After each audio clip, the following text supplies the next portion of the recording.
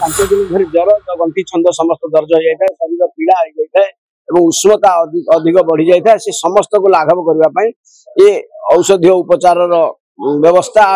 जनमानस को चेतई देवाई महाप्रभुंर लीला। स्नान पूर्णिमा दिन 108 सुवासित जल स्नान करने महाप्रभु ज्वर पीड़ित अच्छा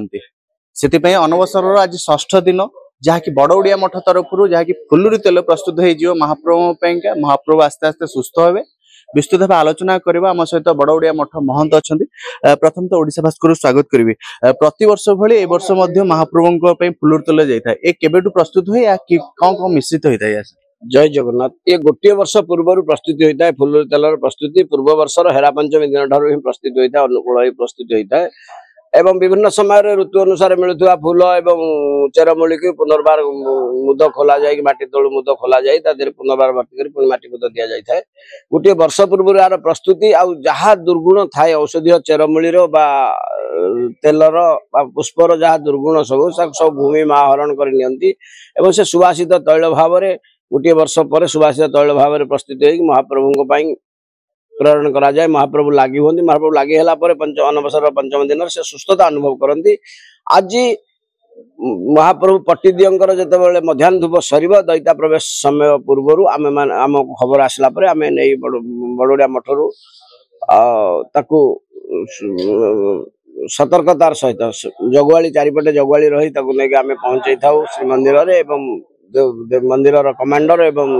सेवायत देउलकरण को आम हस्तांतरित कर तापर महाप्रभु से माने चुआ कर्पूर कस्तूरी केसर इत्यादि समस्त मिश्रित कला महाप्रभु को प्रतिमात्र संस्कार कला महाप्रभु लगी हुए लगे महाप्रभु सुस्थता अनुभव करते 5 दिन धरी ज्वर गंठी छंद समस्त दर्ज हो जाए शरीर पीड़ा हो जाए उष्णता अधिक बढ़ी जाए से समस्त को लाघव करने ये औषधीय उपचार व्यवस्था जनमानस को चेतई देवाई महाप्रभुंर ये लीला जे औषधीय चेरमूली एवं सुवासित तैल द्वारा ही महाप्रभुंर लाघव होची से महाप्रभु यथा देही तथा देव न्याय जेहेतु उत्कल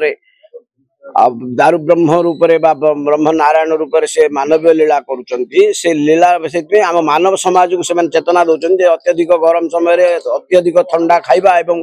अत्यधिक ठंडा जल स्नान करने द्वारा मते रोगाक्रांत होची समस्त को सचेतन कर दौरान समस्त सचेतन रुह आ से तेल को महाप्रभु लगे है महाप्रभु शरीर सुंदरता अनुभव सुंदरता आसे आ महाप्रभु शरीर ऊपर आचरण टी हूँ औषधर आवृत जेहेतु ओदा लुगारे 2-3 दिन रही जाती से सब बतुरी जाए पुनर्बार औष लगे प्रशस्ति हो न था तेणु ये तेलटी चुआ और राशि तेल जो झुणा अठा द्वारा ही औषर प्रस्तुति तेणु या से लगी हाँपाई महाप्रभुर ऊपर आचरण घसा होगा महाप्रभु सुस्थता अनुभव कर महाप्रभु औष लगे सुविधा होता है एवं आमे माने देखुचु जे दैतापति माने से भितर अनेक अंधार भितर अनेक ये सेवा झाड़ नाल सेवा करी कौन रोग व्याधि हुए ना से प्रसादी हाथ को निज हाथ लगी हाथ को प्रसादी हाथ को शरीर सारा लेपन कर दिव्य सुंदर दूसरी निरोगी रुहति नीलाद्रि विजय पर्यंत। फूल कौटू आणती आ फूल केते प्रकार थाए? फूल प्राय 15-16 प्रकार फूल बड़ौड़िया मठ प्राय आम 10-12 प्रकार ऊर्ध फूल रही है 2-4टा फूल आम बाहर मगेक आणु आणिक से महाप्रभु लगे हुए चेरमूली 5-7टा चेरमूली आसे अन्य चेरमूली मठ भितर आम मैंने साइतिक रखीचु से वृक्ष सब रही से लगी कराए महाप्रभु को सेवा करने द्वारा आम मैंने निजक धन्य मानुछु। अति बड़ी जगन्नाथ दास बड़ौड़िया मठर प्रतिष्ठाता ओडिया भागवतकार से समय ही सेवा मिली से समय सेवा मिली से समय आम गुरुवर्ग मैंने सेवा कर मुझे 93 मसीह आज पर्यटन सेवार नियुक्त रही निजक धन्य मानुछि। जय जगन्नाथ। सब बड़ कथा होची आपण वर्ष तमाम ये तेल प्रस्तुत करने लगी गोटे वर्ष पूर्व किंतु जो महाप्रभु पाखे तेल फुलुरी तेल लगे था आपण से तेल पाई पारि कारण साधारण लोग पाई पारि आपण निजे आमे पाई न थाउ आमे माने दैतापति मान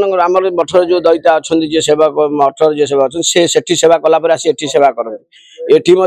फुलुरी तेल लगे आम मठर जो जगन्नाथ अच्छे फुलुरी लगे हुए अनसर घर से दैतापति आसी लगे था एवं 2-3 दिन पर आम पाखर प्रसादी तेल भाव टे मिलता है जोटा कि अनेक शिष्य भक्त नहीं से दुसाध्य रोग पाँच निश्चित भाव विस्तृत भाव आलोचना करते मठ महंत सहित गोटे पटे चलती फुलुरी तेल आउटे देखा चाहिए कहीं गोटे पटे बड़ौड़िया मठरे फुलुरी तेल प्रस्तुत जो चलती गोटे पटे चलती बड़ौड़िया मठरे जहाँकि चंदन चंदन पेड़ा जाउची चंदन बाहर चंदन घस जाउची एठी सीधा सड़क दृश्य देखि परथिबे ये होउची बड़ ओडिया मठ कहीं ना बड़ ओडिया मठ बहुत नीतिकांति परंपरा रही बड़ ओडिया मठ सहित